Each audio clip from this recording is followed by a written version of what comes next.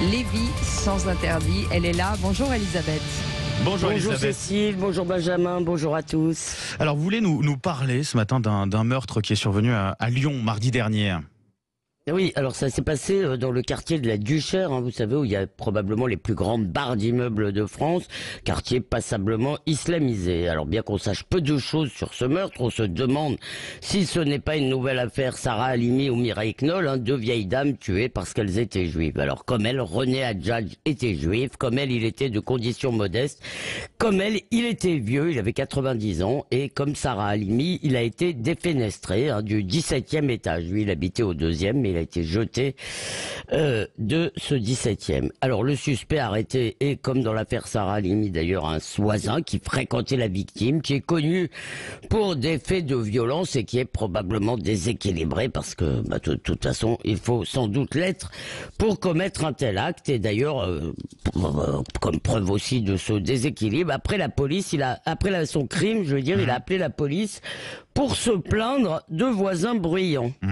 Diriez-vous alors que c'est un crime antisémite, Elisabeth? Alors évidemment, à ce stade, rien ne permet de l'affirmer. D'après Noémie Alioua, qui est correspondante de la chaîne israélienne I24 et qui a été enquêtée sur place, eh bien, il avait par exemple menacé d'égorger une dame et ses enfants, ce qui faisait ses voisins bruyants, là, qui n'étaient pas du tout juifs. Et selon elle, il fréquentait des sites islamistes et il attaquait des musulmans qui étaient trop modéré à son goût. N'empêche, on trouve ça quand même très rapide parce qu'il a fallu 48 heures à la justice pour écarter le mobile antisémite. Circuler, il n'y a rien à voir.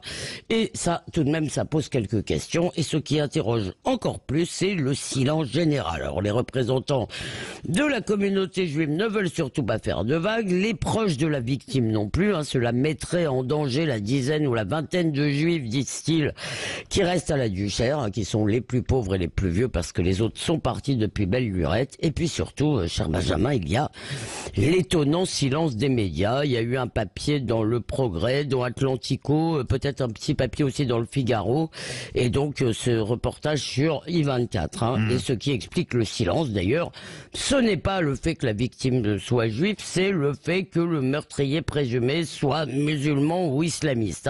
Si ce meurtrier, si ce coupable avait été un bon franchouillard qui avait tué d'ailleurs un juif ou un musulman de la Duchère, eh bien, on tambourinerait sur France Inter, les insoumis défileraient contre l'islamophobie et l'antisémitisme et expliqueraient que tout ça, c'est la faute à Zemmour et à ses franchouillards à l'esprit étroit. Répétons-le, il n'y a aucune preuve d'un acte antisémite. En revanche, on n'a pas besoin de preuves pour savoir que l'antisémitisme est plus que répandu dans les quartiers. C'est ça qui explique que les juifs aient peur et qu'ils s'en aillent. Seulement le dire, ce serait stigmatisé. Alors tout le monde se tait. Lévi sans interdit.